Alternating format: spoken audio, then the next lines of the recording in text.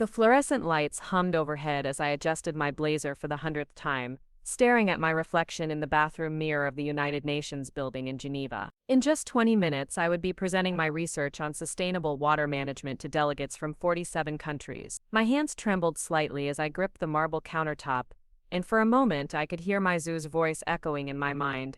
Zara, you're just not cut out for this kind of thing. Why can't you be more realistic about your abilities like your sister? Before we jump back in, tell us where you're tuning in from, and if this story touches you, make sure you're subscribed, because tomorrow, I've saved something extra special for you. But here I was, Zara Patel, about to deliver what would become one of the most talked about presentations at the UN Water Summit. The irony wasn't lost on me that the same woman who had spent years telling me I wasn't good enough was now desperately trying to take credit for my success. Sometimes the universe has a twisted sense of humor, and sometimes that's exactly what you need to finally see the truth clearly. My story begins not in the gleaming halls of international diplomacy, but in a cluttered suburban kitchen in Portland, Oregon, where dreams were systematically crushed over breakfast cereal and where favoritism was served as regularly as morning coffee. Growing up as the eldest daughter in the Patel household meant living in a constant state of invisible competition with my younger sister Kavya, a competition I didn't even know I was losing until it was almost too late. Our house on Maple Street was modest but comfortable, with cream-colored walls that my mother had chosen because they were practical and wouldn't show dirt easily. Everything in our home was practical according to Meera Patel, my mother, who approached life with the methodical precision of the accountant she was. Every decision was calculated, every outcome predicted, and every child categorized according to their perceived potential for success. In her carefully organized world, Kavya was the shining star destined for greatness, and I was the reliable workhorse who would support her ascent. The pattern established itself early and became so normalized that I didn't question it for years. When Kavya struggled with her math homework, I was called in to tutor her, sacrificing my own study time to ensure she understood concepts that came naturally to me. When she wanted to join the debate team but lacked the confidence to audition alone, I was volunteered to accompany her for moral support, even though I had my own environmental club meeting that same evening. When college application deadlines approached, our parents spent weeks helping Kavya craft the perfect essays while assuming I could handle mine independently because I was naturally good at writing. My father Raj, who owned a small electronics repair shop downtown, was gentler in his approach but equally complicit in this dynamic. He would pat my head absently while praising Kavya's latest mediocre accomplishment with enthusiastic celebration. "Look how creative your sister is," he would say, holding up her art project that looked like something an elementary school student might produce, while my science fair project sat forgotten on the kitchen counter, having won second place at the regional level. The favoritism wasn't malicious, which somehow made it harder to address. My parents genuinely believed they were doing what was best for our family unit. Kavya was seen as delicate, artistic, and in need of extra nurturing to reach her potential. I was viewed as naturally capable, self-sufficient, and therefore less in need of guidance or encouragement.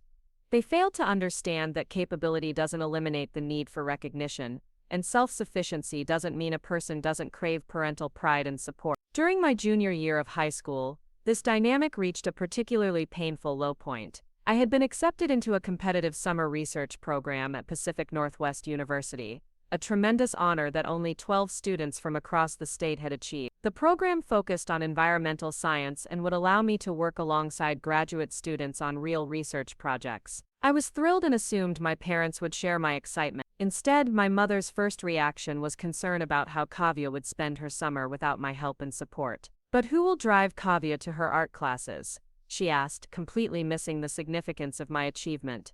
"And she was hoping you could help her with her college prep course. This research thing is just for the summer, right? It's not like it's leading anywhere permanent." The dismissal stung, but what happened next was worse. When Kavya learned about my acceptance, she became upset, not because she was happy for me, but because she felt it was unfair that I got to do something interesting while she was stuck with regular summer activity. My parents, in their infinite wisdom, decided that the solution was for me to decline the research opportunity and instead spend the summer helping Kavya prepare for her senior year. "Zara is naturally smart," my mother explained to my father over dinner, as if I weren't sitting right there. "She'll have other opportunities, but Kavya needs extra support right now, and family comes first. Besides, it's just a summer program, it's not like it's her future career or anything important." That night, lying in bed and staring at the acceptance letter I had hidden under my mattress, I made a decision that would change the trajectory of my entire life. I was going to attend that research program, even if I had to find a way to pay for transportation and materials myself. For the first time, I chose my own growth over family harmony,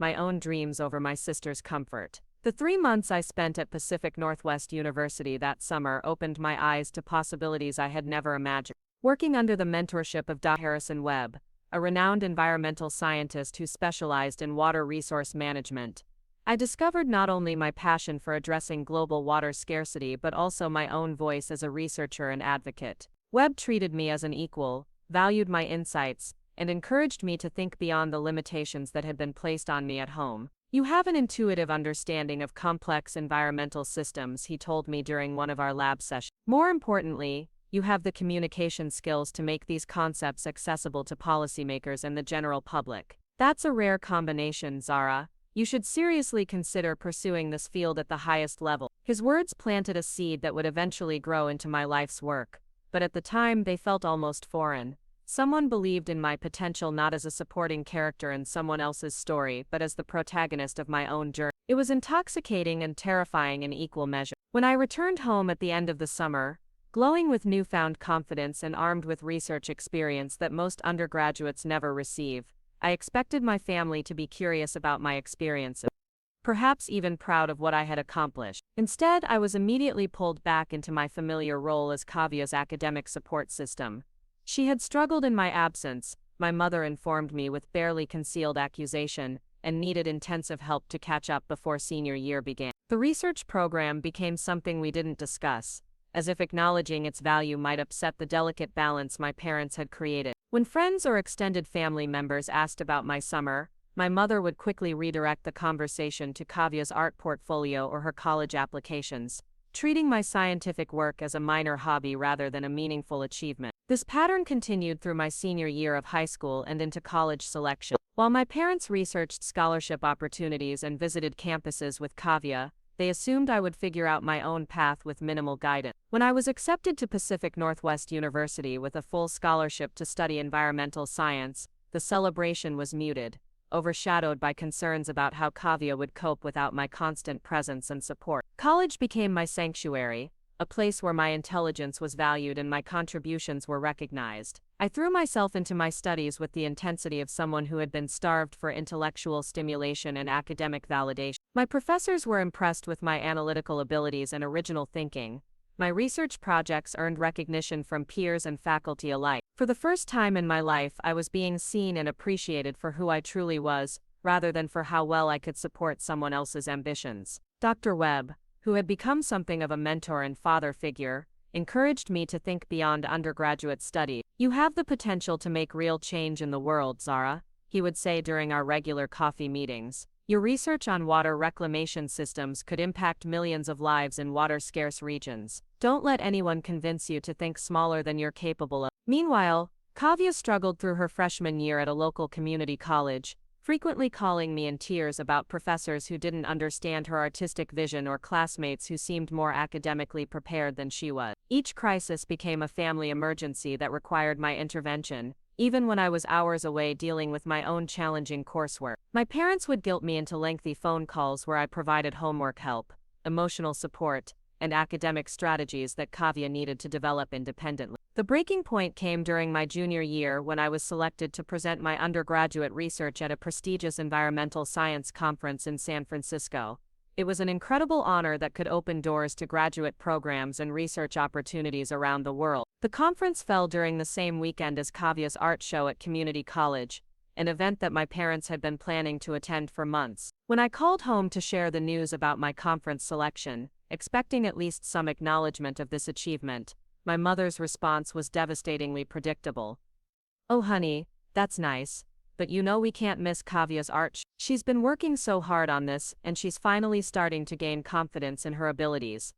Couldn't you schedule your little presentation for another time?" The casual dismissal of my little presentation felt like a physical blow. This wasn't a scheduling conflict that could be resolved with compromise. This was a fundamental mental misunderstanding of my worth and potential, a pattern that had shaped my entire life and was now threatening to limit my future in ways I was only beginning to understand. "Mom," I said, trying to keep my voice steady, This isn't something I can reschedule. I've been selected to present my research to environmental scientists from around the world. This could change my entire career trajectory. Don't be so dramatic, Zara, she replied with the dismissive tone I had heard countless times before. You'll have other opportunities. Kavya only has one art show, and family support means everything to her right now. You're strong enough to handle disappointment. She is. That conversation crystallized something I had been avoiding for years. My parents didn't see me as someone whose dreams and achievements mattered independently. I existed in their narrative as a supporting character whose role was to ensure Kavya's success and happiness, even at the expense of my own growth and fulfillment. They had convinced themselves that this dynamic was healthy and fair, that my strength meant I needed less support rather than different kinds of support. I attended the conference in San Francisco without any family present, delivering my presentation on innovative water purification techniques to a room full of distinguished scientists and policy experts. The response was overwhelmingly positive, with several professors expressing interest in having me join their graduate programs, and multiple organizations requesting follow-up conversations about my research applications. Webb, who had accompanied me to the conference, was beaming with Preparing and narrating this story took us a lot of time, so if you are enjoying it, subscribe to our channel. It means a lot to us. Now back to the story. Pride as we sat in the airport afterward. Zara, you just opened doors that most graduate students would kill for, he said. The way you handled those questions from the audience, the clarity of your research presentation, your ability to articulate complex technical concepts in accessible language, you're ready for the next level of this work. Flying back to Portland, I felt a mixture of elation and profound loneliness.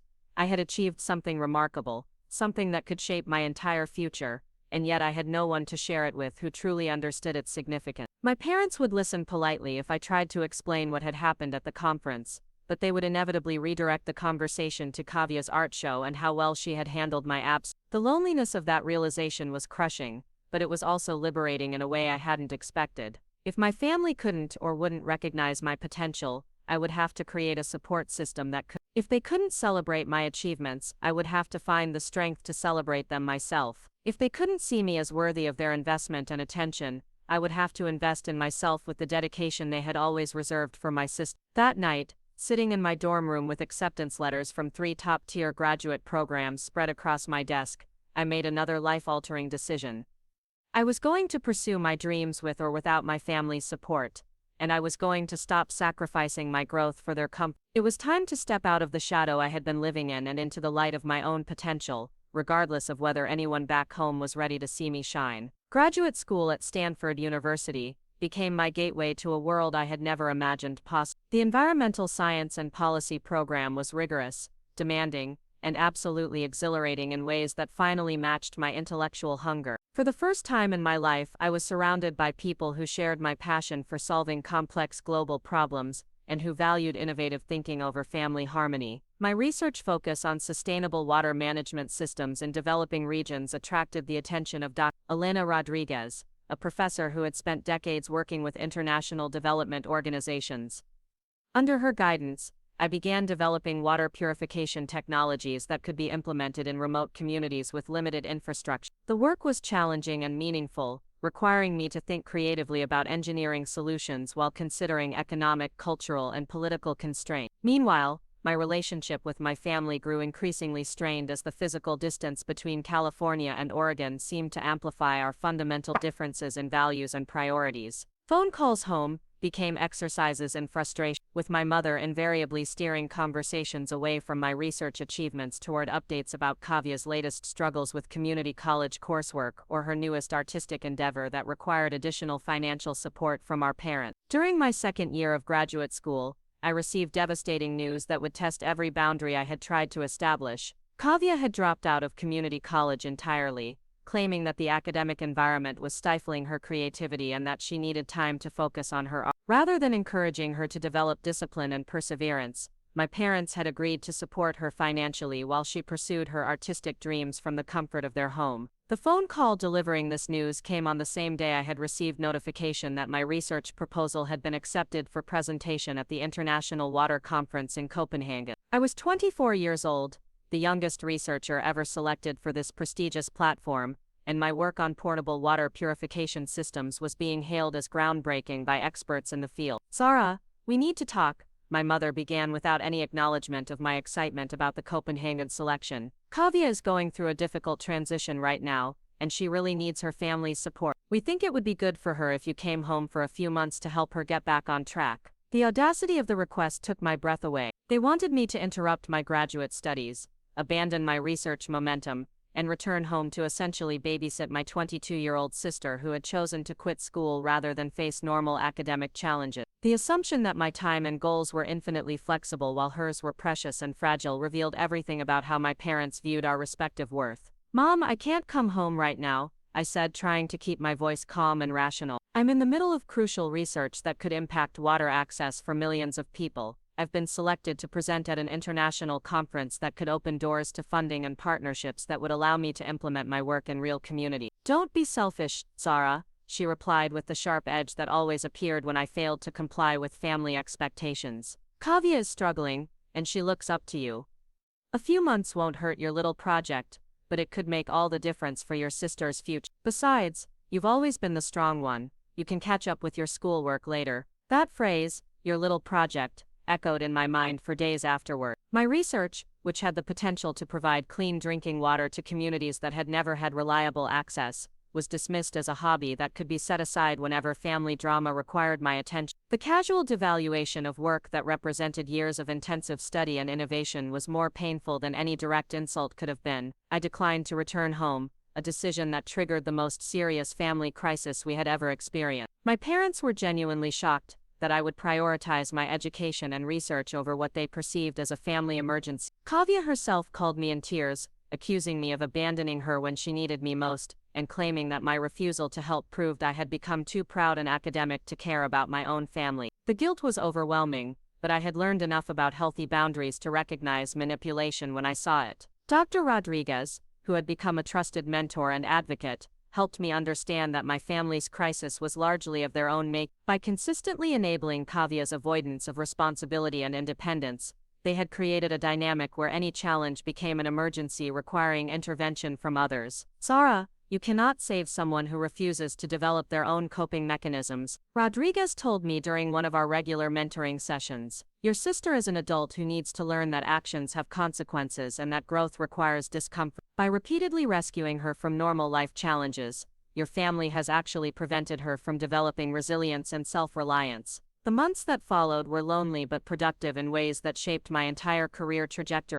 Without the constant drain of family drama and emotional crisis management, I was able to focus completely on my research for the first time. My productivity soared, my creativity flourished, and my confidence in my own abilities grew stronger every day. The Copenhagen conference was a revelation that exceeded even my highest expectations. My presentation on low-cost water purification systems designed for implementation in rural communities without electricity or complex infrastructure was met with enthusiastic response from delegates representing international aid organizations, government agencies, and research institutions from around the world. Dr. James Mitchell from the United Nations Development Program approached me immediately after my presentation, his enthusiasm barely contained as he introduced himself. "Ms. Patel, your work addresses exactly the kind of scalable solutions we've been seeking for water security initiatives across sub-Saharan Africa and Southeast Asia. Would you be interested in discussing potential partnerships that could bring your research from the laboratory into real-world implementation?" That conversation led to a 6-month fellowship with the UN Development Program, where I worked directly with communities in Kenya and Bangladesh to pilot my water purification systems. The experience was transformative, not just professionally, but personally. For the first time, I saw my academic work translated into tangible improvements in people's daily lives. Children who had previously walked miles for questionably clean water now had access to safe drinking water in their own village. Women who had spent hours each day collecting water could now invest that time in education or income-generating activities. The impact was measurable and immediate, validating years of research and development in ways that no academic recognition could match. I was making a real difference in the world, contributing solutions to problems that affected millions of people, and doing work that aligned perfectly with my values and capabilities. During my fellowship, communication with my family dwindled to occasional text messages and brief holiday phone calls. They seemed to view my international work as an extended vacation rather than a serious career development opportunity. My mother would ask when I was planning to come home and settle down into a more traditional lifestyle, While my father worried about me traveling alone in developing countries despite my obvious competence in the comprehensive support systems provided by the UN program, Kavya, meanwhile, had cycled through several artistic phases during my absence, each requiring new supplies and equipment that my parents dutifully provided. She had attempted sculpture, then pottery, then jewelry making, then digital art, never developing sufficient skill or discipline in any medium to achieve the success she expected. Each failed attempt was blamed on external factors: unsupportive instructors, insufficient resources, lack of proper recognition for her unique artistic vision. The contrast between our life paths was stark and undeniable. While I was developing expertise that addressed global challenges and building a career based on measurable achievements, Kavya was floating from one hobby to another, supported entirely by our parents and protected from any real consequences for her lack of direction or effort. When my fellowship concluded, I returned to Stanford to complete my doctoral dissertation with a wealth of field experience that elevated my research far beyond typical academic work. My advisor was impressed with the practical applications I had developed and the partnerships I had established with international organizations. The combination of rigorous academic research and real-world implementation made my work highly valuable to both academic institutions and policy organizations. Dr. Rodriguez encouraged me to think ambitiously about my next step. "Zara, you have the opportunity to shape international water policy at the highest levels," she said as we reviewed my dissertation draft. "Your work has proven effective in the field, you have established credibility with major international organizations, and you communicate complex technical concepts with remarkable clarity. You should be thinking about positions that allow you to influence policy and resource allocation on a global scale." That encouragement led me to apply for a position as a research fellow with the United Nations Office for Sustainable Development, based in Geneva. The role would involve developing policy recommendations for water security initiatives, coordinating between research institutions and implementation organizations, and presenting findings to international audiences including government delegates and NGO representatives. The application process was rigorous and competitive, requiring extensive documentation of my research achievements, recommendations from established experts in the field, and a presentation to a panel of senior UN officials. When I received notification of my acceptance, I felt a profound sense of validation that went far beyond professional achievement. I had built a career based on my own merits, without family support or recognition, and had reached a level of international prominence that exceeded anything I had dared to imagine during those lonely years in graduate school. The irony was not lost on me that my success in water management, a field focused on providing essential resources to underserved communities, had emerged from my own experience of emotional and psychological scarcity within my family. The skills I had developed in identifying systemic problems and designing sustainable solutions had been honed through years of navigating dysfunction and working toward independence despite limited support. Moving to Geneva felt like stepping into the life I was meant to live. The international atmosphere, the focus on global problem solving, the collaboration with brilliant minds from around the world, the opportunity to translate research into policy that could impact millions of lives, everything about the environment matched my values and capabilities in ways that felt effortless and natural. My colleagues at the UN were impressive and inspiring, driven by genuine commitment to addressing humanity's most pressing challenges. Carlos Mendoza, a policy analyst from Mexico, who specialized in climate adaptation strategies, became both a professional collaborator and a close friend. Our work often intersected, as water security and climate resilience were inherently connected issues requiring integrated approaches. Carlos was the first person I had met who understood both the intellectual satisfaction of complex problem solving and the emotional fulfillment of meaningful work. Our conversations ranged from technical discussions about policy implementation to deeper reflections about the responsibility that came with having the opportunity to influence global development strategies. "You know what I appreciate about working with you, Zara," Carlos said one evening, as we reviewed presentation materials for an upcoming climate summit. "You never seem to doubt that your ideas deserve to be heard. You present your research with confidence and authority, even when you're addressing rooms full of senior officials and established experts. That's not as common as it should be, especially among younger researchers." His observation surprised me because I had never thought of confidence as one of my particular strengths. The years of family criticism and dismissal had left me with deep uncertainty about my own worth and capability. But perhaps the process of building a career without external validation had actually strengthened my ability to trust my own judgment and advocate for my idea. The major test of that newfound confidence came when I was selected to lead a comprehensive assessment of water security challenges across 12 countries in Africa and Asia. The project would involve coordinating research teams, analyzing data from multiple sources, developing policy recommendations, and presenting findings to the UN General Assembly during the annual Water Summit. The scope and visibility of the assignment was both thrilling and terrifying. Success could establish me as a leading voice in international water policy, while failure would be highly public and potentially career-damaging. The presentation to the General Assembly would be attended by delegates from nearly every country in the world, along with representatives from major NGOs, research institutions, and media organizations. As I dove into the research and analysis, working 18-hour days and coordinating with teams across multiple time zones, I felt a sense of purpose and energy that validated every sacrifice I had made to reach this point. The work was demanding but never felt burdensome, because it aligned so perfectly with my skills and values. The preliminary findings were striking and concerning. Water scarcity was accelerating faster than previous projections had predicted, with climate change and population growth creating compounding pressures that existing infrastructure and policy frameworks were inadequate to address. However, my research also identified specific technological and policy interventions that could dramatically improve water security if implemented with sufficient coordination and funding. The solutions I was developing drew heavily on my field experience from the UN Fellowship,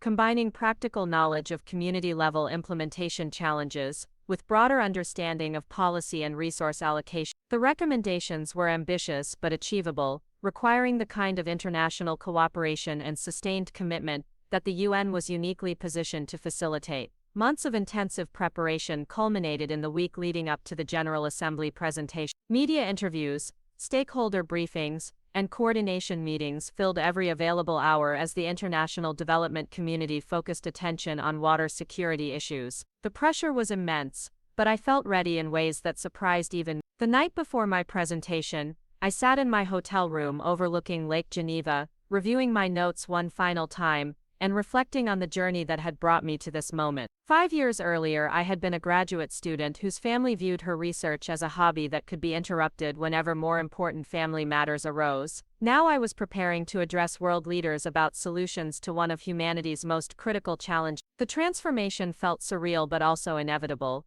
as if every choice I had made to prioritize my own growth and development had been leading toward this opportunity to contribute meaningfully to global problem solving. I thought about Dr. Rodriguez's early encouragement to think ambitiously about my potential impact, and about Carlos's observation that I presented my ideas with natural authority. Most of all, I thought about the communities I had worked with during my fellowship, the people whose lives could be improved by the policies and initiatives that might emerge from tomorrow's presentation. Their faces and stories had motivated every aspect of my research, and their needs would guide my words as I stood before the most powerful decision-makers in the world. The irony that my family had no idea about any of this was both painful and liberating. They had never understood the significance of my work or the trajectory of my career, viewing my achievements as fortunate accidents rather than the result of sustained effort and exceptional capability. Their absence from this pivotal moment in my life was a loss I had learned to accept, but it was also a reminder of how completely I had outgrown the limitations they had tried to impose on my potential. The morning of the United Nations Water Summit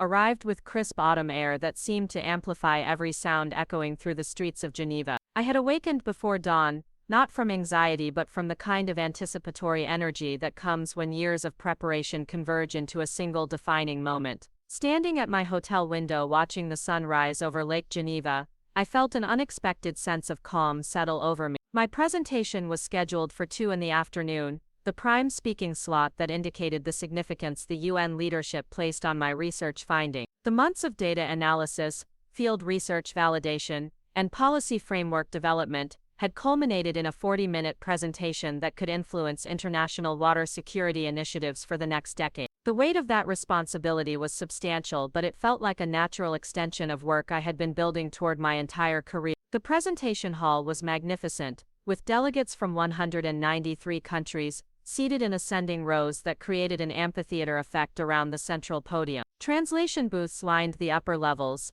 and massive screens would project my slides and data visualizations to ensure every delegate could follow the technical details of my recommendations. The setup was designed to facilitate global communication and decision-making at the highest level. Carlos had arrived early to help with final technical preparations, his calm presence a reassuring anchor as I ran through last-minute equipment checks and slide transition. We had worked together on several sections of the presentation, particularly the economic modeling that demonstrated cost-benefit ratios for various intervention strategies. His expertise in climate adaptation policy had strengthened my arguments about the urgency of immediate action. "Remember, Zara, you know this material better than anyone else in that room," he said as we completed the final sound check. "Your research is groundbreaking, your field experience is unmatched, and your policy recommendations are exactly what the international community needs to hear. Trust your expertise and speak with the authority you've earned." His words were encouraging, but I had moved beyond needing external validation to feel confident about my capability. The years of building a career without family support had taught me to rely on my own assessment of my work and to present my ideas with conviction regardless of who was listening. Today felt like a natural culmination of that hard-won self-reliance. At precisely 2 o'clock, Secretary General Antonio Guterres introduced me to the Assembly with words that would have seemed impossible just a few years earlier. "Zara Patel's research represents the kind of innovative thinking and practical problem-solving that the United Nations was founded to support. Her work on sustainable water management systems has already improved lives in communities across 3 continents, and her policy recommendations offer a roadmap for addressing one of humanity's most pressing challenges." Walking to the podium, I felt the attention of nearly 2,000 people focus on me with laser intensity. The moment was surreal but not intimidating. I had presented my research to skeptical audiences before, defended my methodologies against rigorous questioning, and advocated for resource allocation in highly competitive environments. This was simply the largest and most consequential version of work I had been doing for years. My opening words were carefully chosen to establish both the urgency of water security challenges and the feasibility of the solutions I was proposing. "Distinguished delegates, water scarcity affects 2 billion people worldwide, but this crisis is not inevitable. The research I'm presenting today demonstrates that strategic investments in appropriate technology and policy coordination can achieve universal water security within 15 years. The presentation unfolded exactly as I had rehearsed, with each section building logically toward comprehensive policy recommendations. I discussed the accelerating impact of climate change on water availability, presented data from my field research, showing the effectiveness of community-level interventions, and outlined specific strategies for scaling successful pilot programs to national and regional levels. The technical sections were detailed but accessible, thanks to years of practice in translating complex research into language that policymakers could understand and act upon. I explained how portable water purification systems could be manufactured and distributed at scale, how community training programs could ensure sustainable operation and maintenance, and how international funding mechanisms could support implementation without creating dependency relationships. The economic analysis was particularly compelling, demonstrating that the cost of implementing comprehensive water security measures was significantly lower than the long-term costs of continued water scarcity in terms of healthcare expenditures,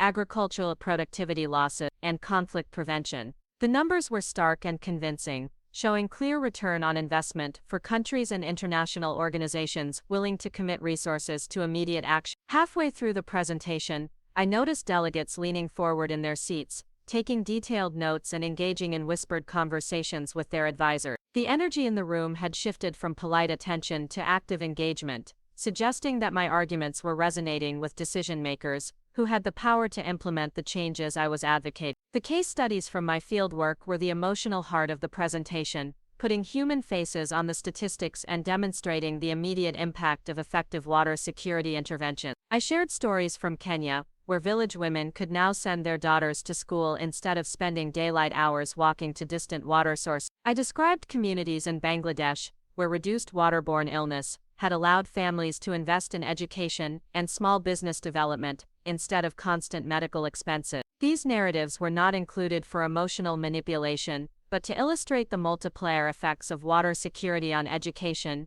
economic development, gender equality, and public health. The data supported every anecdote, showing measurable improvements across multiple development indicators, in communities where water access had been stabilized through appropriate technology and community engagement. The policy recommendations section was the culmination of everything I had learned about the intersection of technical innovation and political implementation. I proposed specific mechanisms for international coordination, outlined funding strategies that could mobilize both public and private resources, and detailed monitoring systems that would ensure accountability and continuous improvement in program effectiveness. The recommendations were ambitious, but grounded in realistic assessment of political and economic constraints. I had learned from my field experience that successful development initiatives required understanding of local contexts, respect for community knowledge, and flexibility in implementation approach. The policies I was proposing incorporated these insights while maintaining the scale and urgency that global water challenges demanded. During the question and answer session,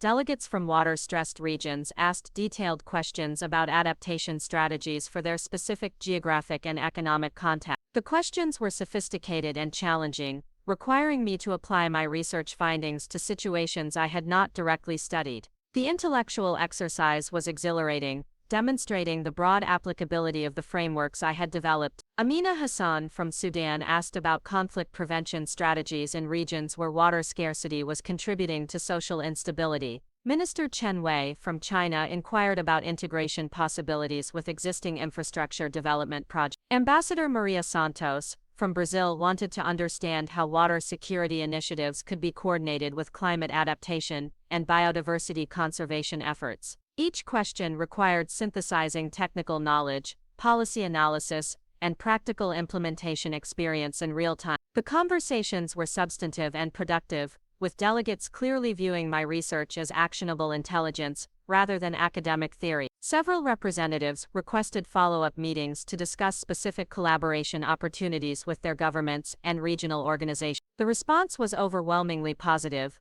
but what struck me most powerfully was the sense of professional recognition and intellectual respect that permeated every interaction. These were world leaders and senior policy experts, treating my ideas as valuable contributions to global problem-solving efforts. The contrast with my family's dismissive attitude toward my work was so stark it felt like living in parallel universes. Following the formal presentation, I was scheduled for a series of media interviews that would broadcast my research findings and policy recommendations to international audiences. The questions ranged from technical details about water purification technologies to broader discussions about the role of science in addressing global development challenges. One interview with BBC World Service was particularly memorable because the journalist asked about my personal motivation for focusing on water security issues. Patel, your research addresses problems that primarily affect communities in developing countries, yet you've built your career at institutions in some of the world's wealthiest nations. What drives your commitment to this work? The question touched on something I rarely discussed publicly: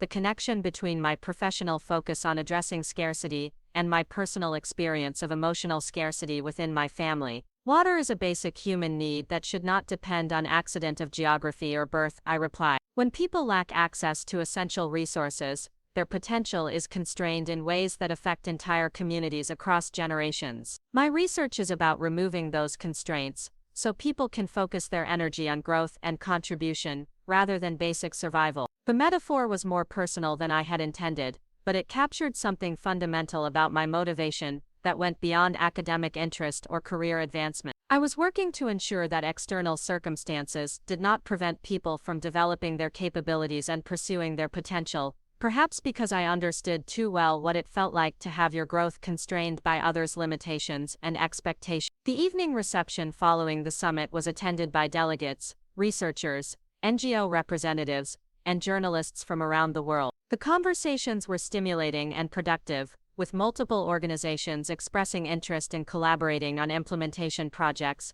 and several governments requesting technical assistance for developing national water security strategy. Elizabeth Nakamura from the World Health Organization approached me with a proposal that exceeded my most optimistic expectations. Zara, we've been following your work for several years, and today's presentation confirmed what we already suspect. You're exactly the kind of researcher we need leading our new global water security initiative. Would you be interested in discussing a position that would allow you to coordinate water policy across all UN agencies while continuing your research and fieldwork? The offer was extraordinary, representing the kind of career opportunity that emerges maybe once in a lifetime. The position would involve unprecedented authority to shape international water policy, access to resources that could implement my research on a massive scale, and the chance to coordinate efforts across the entire UN system. It was everything I had been working toward and more than I had dared to imagine.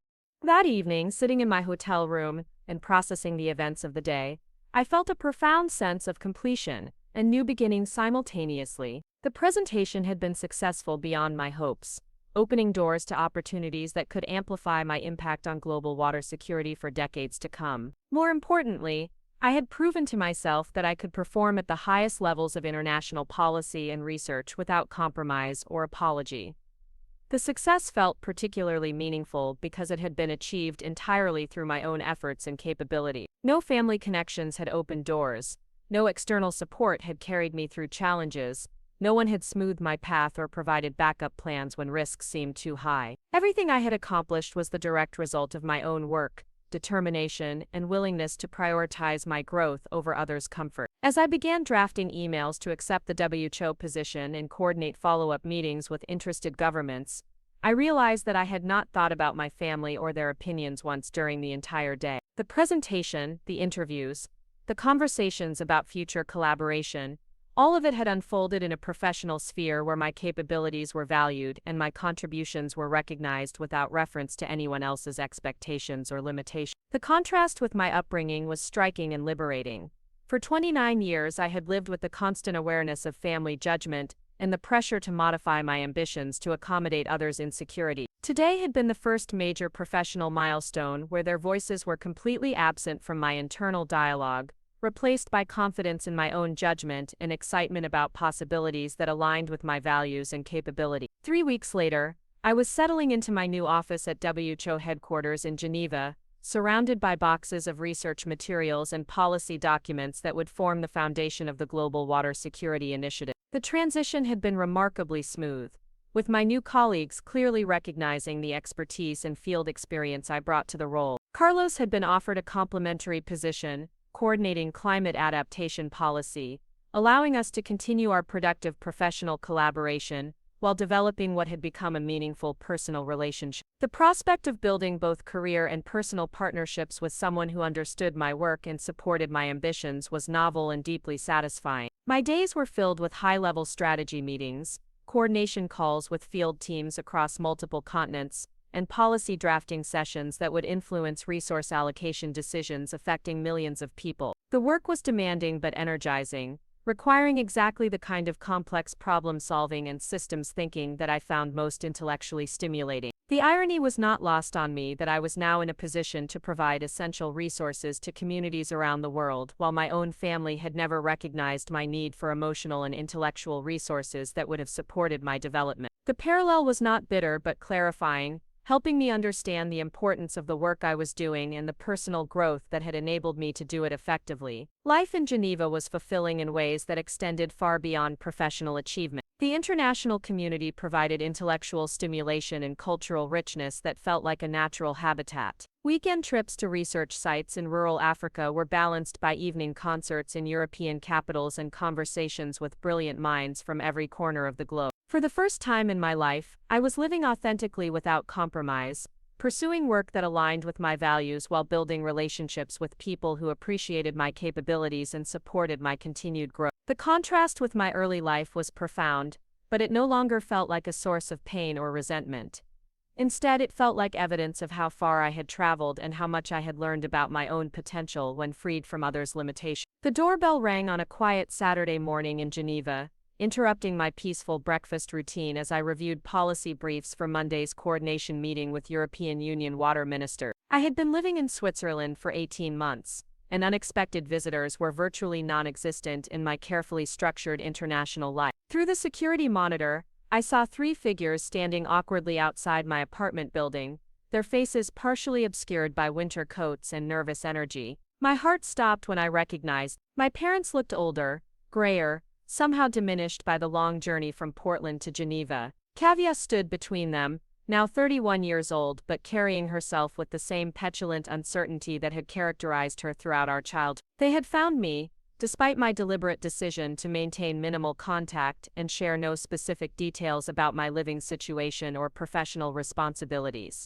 The shock of seeing them was immediately followed by a surge of irritation at the presumption of their unannounced arrival. I had not invited them into my life, had not shared my address, and had certainly not suggested that they visit Switzerland for any reason. Their presence represented an intrusion into the carefully constructed independence I had spent years building, a boundary violation that felt both familiar and completely unacceptable. I buzzed them into the building with reluctant resignation, using the few minutes it took them to climb 3 flights of stairs to prepare myself mentally for whatever crisis or demand had motivated this intercontinental journey. My apartment was modest but comfortable, reflecting the practical elegance that suited my lifestyle and professional needs. Nothing about the space was designed to impress visitors, but everything reflected the autonomy and self-direction that defined my adult life. When I opened the door, the awkwardness was immediate and palpable. My mother's eyes swept across my living space with obvious assessment, taking in the UN documents spread across my dining table,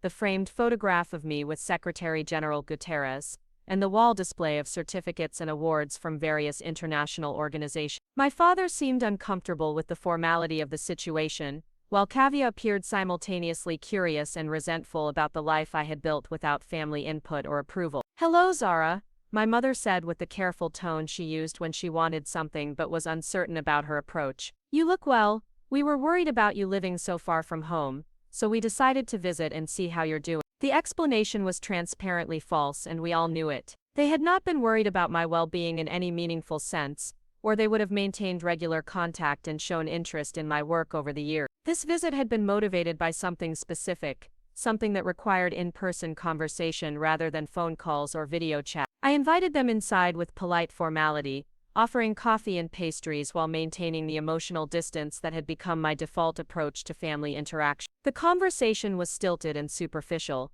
filled with observations about my apartment, questions about Swiss culture, and careful avoidance of any topics that might reveal the real purpose of their visit. My father seemed genuinely impressed by the evidence of my professional success, examining the photographs and certificates with curiosity that appeared sincere. "Zara, I had no idea you were working at such a high level," he said, studying a photograph of me addressing the General Assembly. "This all looks very important and impressive." His surprise was telling and somewhat insulting. Despite years of academic achievement and professional advancement, he had apparently never understood the trajectory of my career or the significance of the work I was doing. The disconnect between my actual accomplishments and his perception of my potential was a stark reminder of how completely my family had misunderstood and underestimated my capability. Kavya remained largely silent during these initial exchanges, but her expression revealed a mixture of emotions I recognized from our childhood. There was resentment at my obvious success,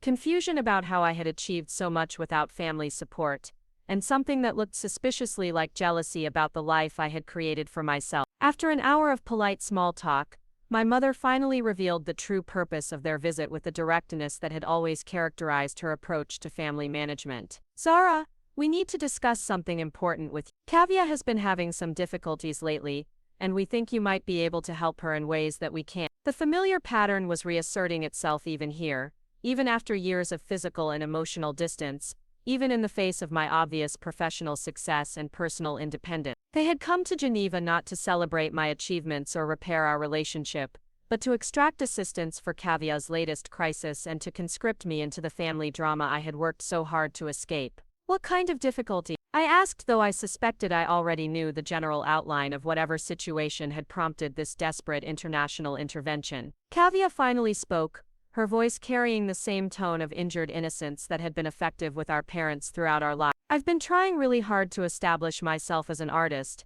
but it's been more challenging than I expected. The art world is very competitive and sometimes unfair to people who don't have the right connection." The explanation was predictably devoid of personal responsibility or acknowledgement of any deficiencies in effort, skill, or professional approach. Kavya had apparently been pursuing artistic success for nearly a decade without achieving any meaningful recognition, financial independence, or professional development. Rather than examining her own contributions to these outcomes, she had concluded that external factors were preventing her from receiving the success she deserved. My mother continued the narrative with obvious frustration and worry. "She's been living at home for several years now, trying different artistic mediums and marketing strategies, but nothing seems to work out the way she hopes. We're concerned about her future and think she needs a fresh start in a new environment with better opportunity. The implication was becoming clear, though they had not yet stated their request explicitly. They wanted me to provide some form of assistance that would solve Kavia's career problems and relieve them of the financial and emotional burden of supporting an adult daughter who had never developed independence or professional competence. What exactly are you asking me to do? I said, keeping my voice neutral despite the growing irritation I felt at this familiar pattern of expectations and demands. My father took over the conversation with the careful tone he used when he knew he was asking for something unreasonable. Well, Zara, you've obviously done very well for yourself in this international environment. We were thinking that maybe Kavya could come stay with you for a while, just until she gets established. You could help her make connections in the art world here, maybe introduce her to people who could appreciate her work. The audacity of the request was breathtaking even by my family's standards. They wanted me to uproot my carefully constructed professional and personal life to accommodate Kavya's career fantasies, despite her complete lack of relevant experience, language skills, or demonstrable artistic ability. They expected me to use my professional network and personal reputation to promote someone whose primary qualification was being my sister. And of course, my mother added with the kind of manipulative sweetness that had always preceded her most unreasonable demands. It would be wonderful for you to have family nearby. You must get lonely living so far from home, and Kavya could provide companionship while she's building her new life here. The suggestion that I was lonely or in need of companionship revealed how completely they had misunderstood my situation and motivation. My life in Geneva was rich, fulfilling, and socially satisfying in ways that my family had never provided. I had colleagues who respected my expertise, friends who appreciated my company, and a romantic relationship with someone who supported my ambitions and shared my values. Kavya herself seemed to view the proposal as both reasonable and inevitable, apparently assuming that my success created an obligation to share resources and opportunities with family members regardless of their merit or effort. I think it could be really good for both of us, she said with the kind of artificial enthusiasm that poorly masked her sense of entitlement. I could bring some creative energy to your life and you could help me navigate this new environment. The conversation continued for another hour with my parents presenting various arguments for why I should accommodate this plan and Kavya adding details about her artistic vision and marketing strategies that revealed a fundamental misunderstanding of how professional success was achieved in any field. They seemed to believe that talent and effort were less important than connections and opportunities, and that my success was primarily the result of favorable circumstances, rather than years of disciplined work and strategic decision-making. Throughout this discussion, I maintained a calm exterior while processing the familiar dynamics that had shaped our family relationships for decades. My parents were still prioritizing Kavya's comfort over my boundaries, still assuming that my resources and opportunities existed primarily to support her ambitions, still failing to recognize that my success was the result of deliberate choices rather than accidental advantage. The most galling aspect of their proposal was the assumption that I would naturally want to help, that family obligation would override any personal considerations or professional constraint. They seemed to believe that my success created a debt to the family that had consistently undervalued my potential and dismissed my achievement. When they finished presenting their case, I sat quietly for several minutes, considering my response and reflecting on how completely my life had changed since the last time I had been subjected to this kind of family pressure. The person they were asking for help was no longer the uncertain young woman who had once sacrificed her own opportunities to accommodate family expectations. I had become someone who understood my own worth and refused to accept treatment that diminished my value or constrained my growth. I appreciate that you've traveled a long way to have this conversation, I began,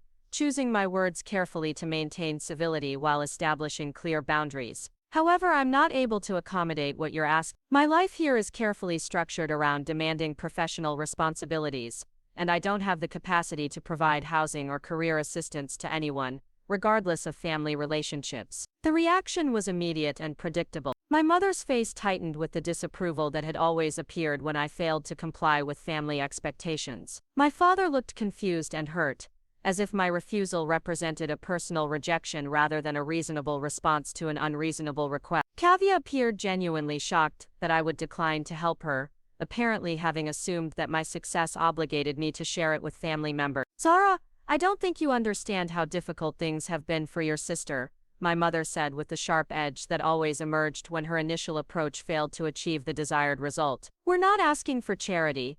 We're asking for family support during a challenging time. Isn't that what families do for each other? The question was loaded with decades of manipulation and guilt, designed to make me feel selfish for prioritizing my own well-being over Kavia's comfort. The irony was that our family had never operated according to the principle of mutual support. I had provided extensive assistance to Kavia throughout our childhood and adolescence, but that support had never been reciprocated or even acknowledged as valuable. Actually, Mom, healthy families respect each other's boundaries and don't expect one person to solve another person's problems, I replied, drawing on years of therapy and professional development to articulate what I had learned about functional relationships. Kavia is 31 years old. Her career challenges are hers to solve, not mine to fix. The conversation devolved from there, with my parents expressing disappointment and confusion about my selfishness and lack of family loyalty. Kavia became tearful and accusatory, claiming that my success had made me arrogant and uncaring about the people who had supported me growing up. The familiar dynamics reasserted themselves with painful predictability,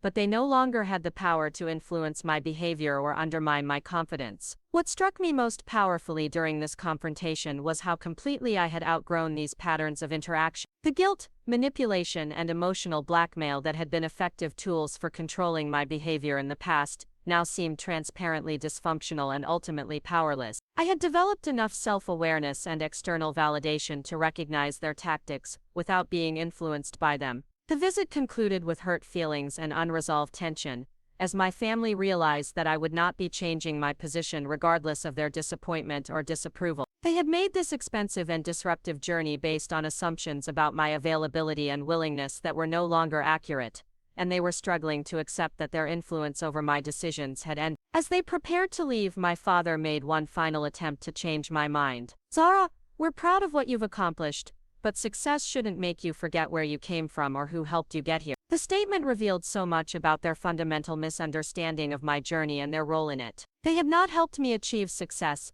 They had consistently undermined my confidence and limited my opportunities in favor of supporting Kavia's much less successful endeavor. My achievements had been accomplished despite their influence, not because of it. "Dad, I remember exactly where I came from," I replied with quiet conviction. "I came from a family that didn't believe in my potential and consistently asked me to sacrifice my growth for someone else's comfort. The success I've achieved is the direct result of choosing to believe in myself when no one else would." The truth of that statement hung in the air as they gathered their coats and prepared to leave. They had come to Geneva expecting to find the same compliant daughter who had once rearranged her life to accommodate family demands. Instead, they had encountered a woman who understood her own worth and refused to accept treatment that diminished her value or constrained her development. After they left, I sat in my apartment processing the emotions and insights that had emerged from this unexpected confrontation. The encounter had been painful but also clarifying, demonstrating how completely I had transformed from the uncertain young woman who had once sought their approval into a confident professional who derived validation from her own achievements and the respect of her colleagues. The evening was spent in reflection and conversation with Carlos, who listened with understanding and provided the kind of emotional support that my family had never offered. His perspective as someone who knew me only as the accomplished professional I had become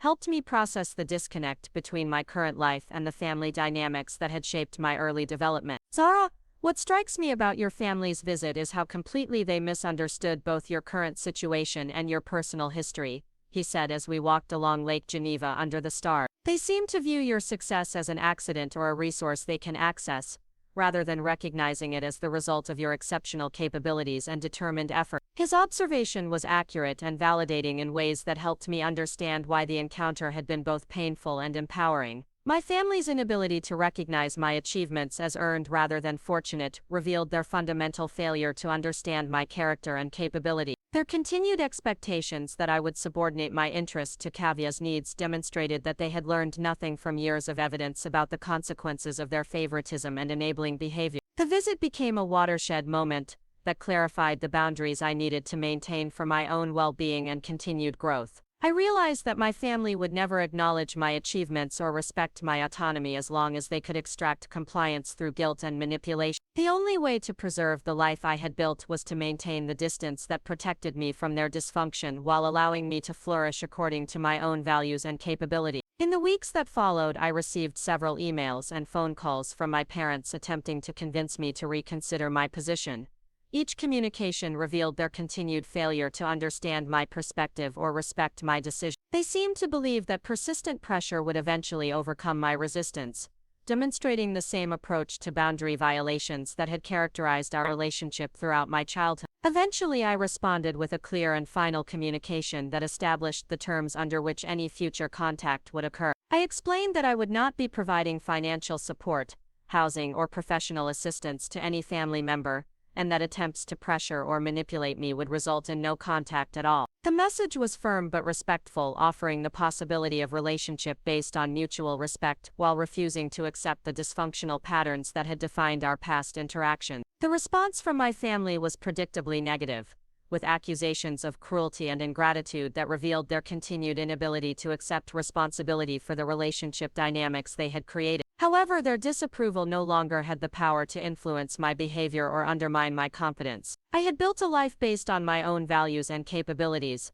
surrounded by people who appreciated my contributions and supported my continued growth. The contrast between my family's expectations and my actual life became a source of strength rather than pain. Their visit had inadvertently demonstrated how far I had traveled from the constraints they had tried to impose and how successfully I had created an authentic life aligned with my values and potential. The woman they had come to Geneva to find no longer existed, replaced by someone who understood her own worth and refused to accept less than she deserved. 6 months after my family's disastrous visit to Geneva, I was immersed in coordinating the largest international water security initiative in United Nations history.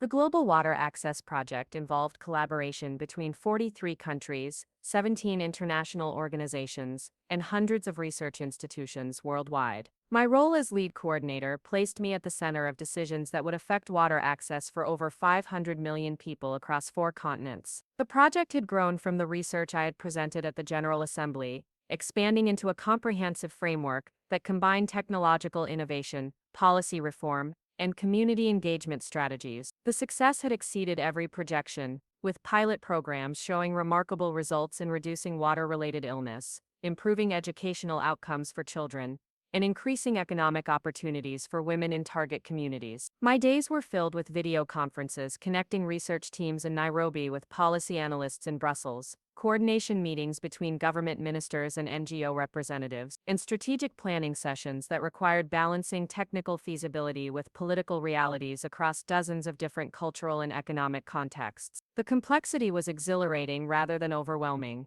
requiring exactly the kind of systems thinking and collaborative leadership that felt like the most natural expression of my capabilities. Carlos and I had developed both our professional partnership and personal relationship into something that supported both our individual growth and our shared commitment to meaningful work. He had been promoted to direct the UN Climate Adaptation Initiative, a role that complemented my water security focus while maintaining our collaborative approach to addressing interconnected global challenges. Our relationship was built on mutual respect, shared values, and genuine appreciation for each other's expertise and ambitions. The contrast with my family relationships was stark and liberating. With Carlos, I never had to diminish my achievements to make him comfortable, never had to sacrifice opportunities to accommodate his insecurities, never had to choose between my own growth and his approval. Our relationship enhanced rather than constrained my potential, creating space for both of us to pursue our most ambitious goals while building something meaningful together. One particular morning in late spring,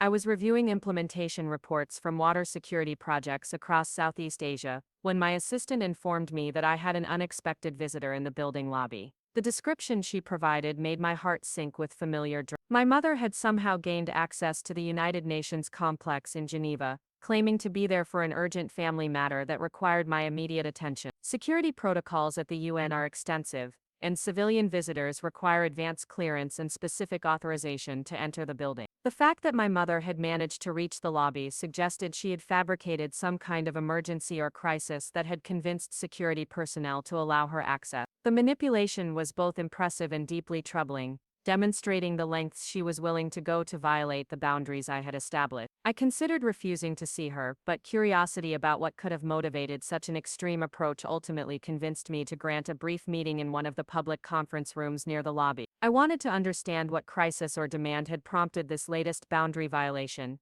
and I also wanted to ensure that she understood the professional environment she was disrupting with her dramatic intervention. When I arrived at the conference room, My mother was waiting with an expression that combined desperation, determination, and something that looked suspiciously like shame. She appeared older and more worn than she had during the Geneva visit, suggesting that whatever situation had motivated this trip was causing significant stress. Her clothes were expensive but ill-fitting, as if she had purchased a new outfit specifically for this meeting without understanding what would be appropriate for the environment. "Zara, thank you for seeing me," she began with uncharacteristic humility. "I know you said you didn't want family contact, but this is an emergency that I couldn't handle through email or phone calls." The claim of emergency was immediately suspect, given my family's history of characterizing normal life challenges as crises requiring my intervention. However, something about her demeanor suggested that this situation might be different from their previous attempts to extract assistance for Kavia's career problems or general life dissatisfaction.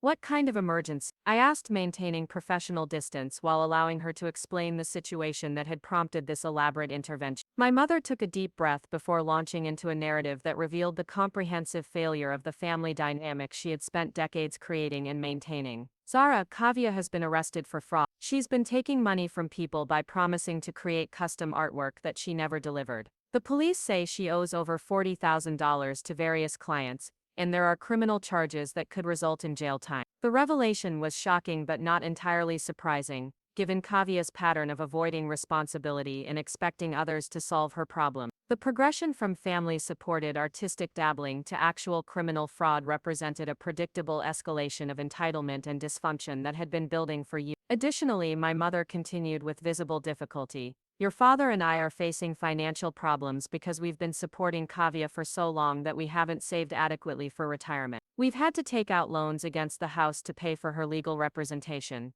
and we're not sure how we're going to manage if this situation continues." The financial crisis was equally predictable, representing the natural consequences of decades spent enabling an adult child's avoidance of independence and responsibility. My parents had sacrificed their own financial security to maintain Kavya's comfortable lifestyle, and now they were facing the inevitable results of those choices. "I'm sorry to hear about these difficulties," I said with genuine sympathy for their situation while maintaining clear boundaries about my role in resolving their problems. "However, I'm not sure why you're telling me this or what you expect me to do about it." My mother's response revealed the true purpose of this dramatic intervention. "Zara, we need your help. Kavya needs the best legal representation available, and we need financial assistance to get through this crisis. You're the only one in the family who has the resources to help us, and we're hoping you'll understand that this is about keeping your sister out of prison." The request was both predictable and outrageous, representing the same pattern of expecting me to solve problems created by their own poor decisions and enablement of Kavya's irresponsible behavior. They had spent years dismissing my achievements and refusing to acknowledge my expertise, but now they wanted to access the financial benefits of the success they had never supported or celebrated. "Mom, I understand this is a difficult situation, but it's not my responsibility to solve problems that Kavya created through her own choices," I replied with the calm firmness I had developed through years of establishing healthy boundaries. "She's an adult who made decisions that led to these consequences, and those consequences are hers to face." The conversation continued for over an hour, with my mother presenting various arguments for why family loyalty should override my personal boundaries and financial prudence. She alternated between guilt-inducing appeals about family obligation and desperate descriptions of the potential consequences if I refused to provide assistance. The manipulation was sophisticated but ultimately ineffective against someone who had learned to recognize and resist such tactics. What struck me most powerfully during this conversation was how completely my mother had failed to understand the person I had become or the life I had built. She seemed to view my success as a fortunate accident that created an obligation to support family members regardless of their behavior or choice. She had no appreciation for the years of disciplined effort that had created my opportunities, no understanding of the professional responsibilities that shaped my decisions, and no recognition of the personal growth that had enabled me to establish healthy boundaries. "Zara, I don't understand how you can be so cold and selfish," she said with the familiar tone of moral superiority that had always accompanied her manipulative appeals. "This is your sister we're talking about. Don't you care what happens to her? The question revealed the fundamental disconnect between her understanding of care and the reality of healthy relationships. In her worldview, caring meant enabling poor behavior and protecting people from the natural consequences of their choice. She could not comprehend that genuine care sometimes required allowing people to face difficulties that might motivate positive change and personal growth. Mom, I care enough about Kavya to want her to develop the skills and character traits that will enable her to build a successful life, I replied with conviction that came from years of professional experience helping communities develop sustainable solutions to complex problems. Repeatedly rescuing her from the consequences of her choices has prevented that development and contributed to the situation you're describing now. The truth of that statement was evident in the current crisis. Kavya's criminal behavior was the predictable result of a lifetime spent believing that other people would solve her problems and that she was entitled to success without effort or responsibility. The fraud charges represented an escalation of the same entitlement mentality that had characterized her approach to education, career development, and family relationships throughout our lives. As our conversation continued, my mother became increasingly frustrated with my refusal to provide the financial assistance she had come to demand. Her appeals shifted from emotional manipulation to direct accusations about my character and values, suggesting that my success had corrupted my moral compass and made me forget my obligations to family members who had supported my development. The irony of these accusations was profound given that my family had consistently undermined rather than supported my development throughout my childhood and adolescence. They had never invested in my education, never celebrated my achievements, never encouraged my ambitions, and never recognized my potential. The success I had achieved was entirely the result of my own effort and determination, often pursued despite rather than because of their influence. You know what, Mom? I said, finally allowing some of the frustration I felt to color my response. Let me tell you what I remember about family support growing up. I remember tutoring Kavya through high school while my own homework went unfinished. I remember being asked to skip my science fair awards ceremony because it conflicted with her art show. I remember you and Dad missing my college graduation because Kavya was having an emotional crisis about her community college grade. The list could have continued for much longer, but these examples were sufficient to illustrate the pattern of sacrifice and diminished recognition that had characterized my experience of family relationships. The irony that she was now appealing to family loyalty after years of asking me to subordinate my interests to Kavya's comfort was not lost on either of us. I remember being told that my research fellowship was a little project that could be interrupted whenever Kavya needed help with her coursework. I continued, feeling the cathartic power of finally articulating grievances that I had suppressed for decades. I remember you missing my wedding because Kavya didn't want to attend. I remember you dismissing my UN presentation as a hobby while spending thousands of dollars on art supplies for projects that Kavya never completed. My mother's face had gone pale during this recitation, suggesting that she was hearing these examples differently than she had experienced them at the time. The pattern of favoritism and neglect that had seemed reasonable when viewed through the lens of Kavya's supposed fragility and my supposed strength now appeared problematic when presented as a comprehensive narrative of family dysfunction. Zara, we always believed you were capable of taking care of yourself, she said with a defensive tone that revealed her awareness that these examples were difficult to justify. Kavya needed more support and encouragement because she wasn't as naturally gifted as you. The explanation was familiar but no longer acceptable as a justification for the treatment I had received. The assumption that capability eliminated the need for recognition,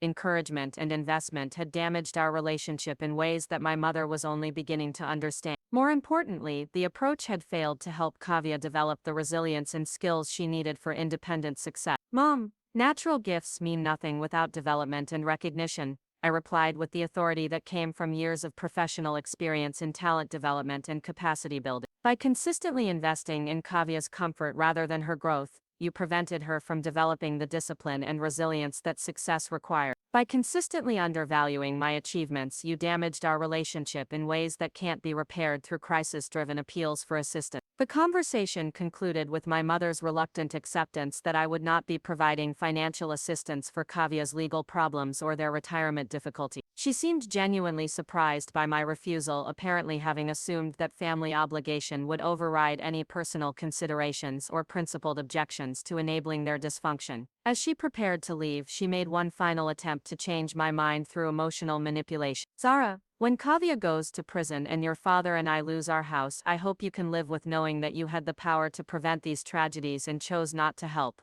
The statement was designed to create guilt and second-guessing, but it had the opposite effect. Instead of feeling responsible for their problems, I felt clarity about the importance of maintaining boundaries that protected my well-being while refusing to enable their continued dysfunction. Their current crisis was the natural result of decades of poor decisions and misplaced priorities, not an emergency requiring my intervention. After my mother left, I returned to my office to find Carlos waiting with coffee and the kind of emotional support that healthy relationships provide during difficult moments. He had understood the significance of this unexpected family visit without needing detailed explanation, and his presence provided the comfort and validation that my family had never offered. "How are you feeling about that conversation?" he asked with the gentle directness that characterized our communication style. "Relieved, actually," I replied with some surprise at my own emotional response. For years I've wondered if I was being too harsh in maintaining distance from my family. Today's conversation convinced me that I made the right choice in prioritizing my own well-being and growth over their dysfunction. The weeks that followed provided additional validation for the boundaries I had established. Through mutual friends in Portland,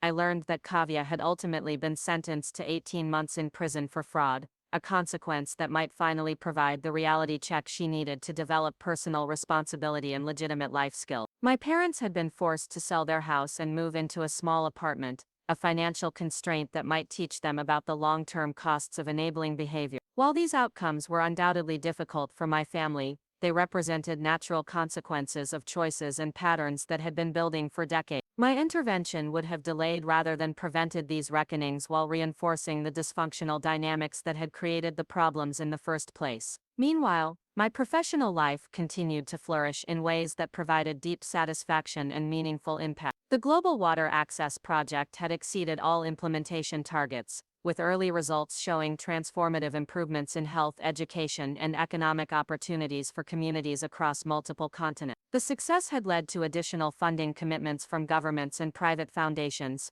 ensuring that the work would continue expanding for years to come. Carlos and I had begun discussing marriage with the same collaborative approach we brought to our professional projects, viewing our relationship as a partnership that enhanced rather than constrained our individual potential. The contrast with my family's approach to relationships was profound, demonstrating the difference between healthy interdependence and dysfunctional codependence. One evening, as we walked along Lake Geneva discussing plans for expanding water security initiatives into Latin America, Carlos asked a question that helped me understand how completely I had transformed from the uncertain young woman who had once sought family approval. "Zara, do you ever wonder what your life would have been like if your family had recognized and supported your potential from the beginning?" The question was thoughtful and complex, requiring me to consider alternate versions of my development that might have emerged under different circumstances. After several minutes of reflection, I realized that my answer revealed something important about the relationship between adversity and growth. "I think I might have been less driven and less resilient if everything had come easily,"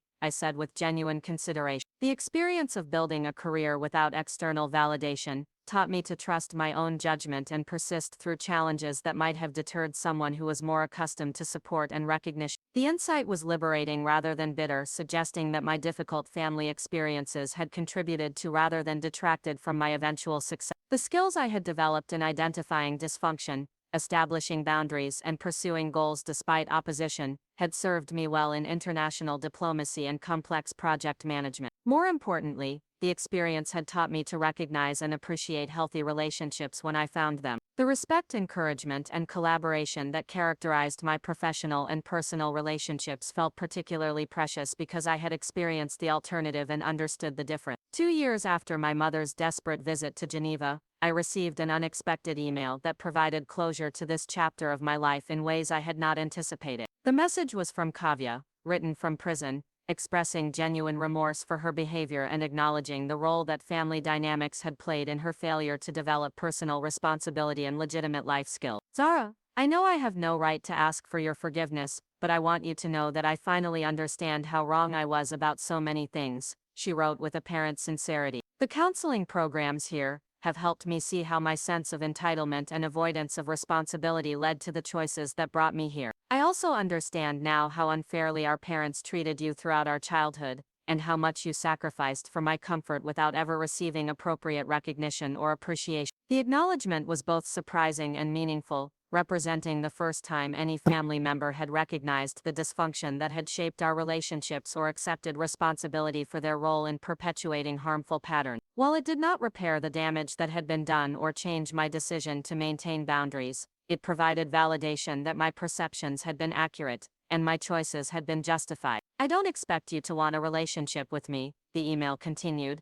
but I want you to know that I'm finally doing the work to become a person who could be worthy of your respect. I'm learning job skills, completing my education, and developing the discipline and integrity that I should have been building all along. If there's ever a time when you might be willing to give me a chance to demonstrate that I've changed, I would be grateful for that opportunity. The message concluded with something I had never received from any family member: recognition of my achievements and pride in my success. I've been following your work through online articles and UN publications, and I'm amazed by everything you've accomplished. You've made a real difference in the world, and you did it through your own efforts and determination, despite our family's failure to support you. I'm proud to be your sister, even though I know I haven't earned the right to claim any connection to your success. Reading this email, I felt a complex mixture of emotions that included sadness for the years of dysfunction, appreciation for the recognition, and cautious hope that genuine change might be possible. However, I also felt clear about the boundaries that would continue to protect my well-being regardless of any future developments in family relationships. 5 years have passed since that email exchange, during which I have continued building a life aligned with my values and capability. The Global Water Access Project has expanded to 67 countries, providing clean drinking water to over 800 million people while creating educational and economic opportunities that will benefit communities for generations. The work has earned recognition from governments, organizations, and institutions worldwide, culminating in a Nobel Peace Prize nomination that acknowledged the connection between water security and conflict prevention. Carlos and I married in a ceremony attended by colleagues from around the world, creating a celebration that honored our partnership while recognizing the global community that had supported our work. The contrast with my first family-less wedding was profound, demonstrating the difference between relationships built on mutual respect and those constrained by dysfunction and manipulation. My family remains largely absent from my life, though I occasionally receive updates suggesting that the consequences they faced have motivated some positive changes. My parents have found part-time work and appear to be developing more realistic expectations about life and relationships. Kavya has completed her sentence and is reportedly building a modest but stable life based on legitimate employment and personal responsibility. While I wish them well,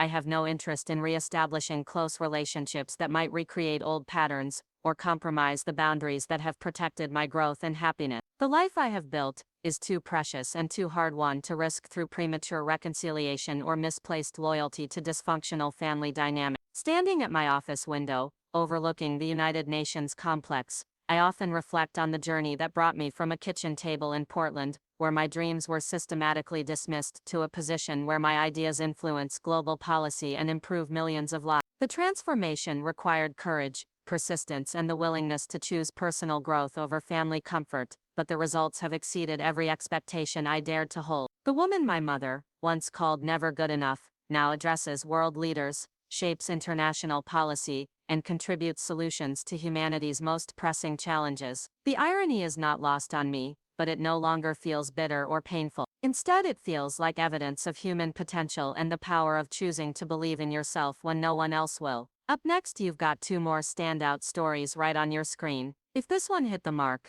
you won't want to pass these up. Just click and check them out.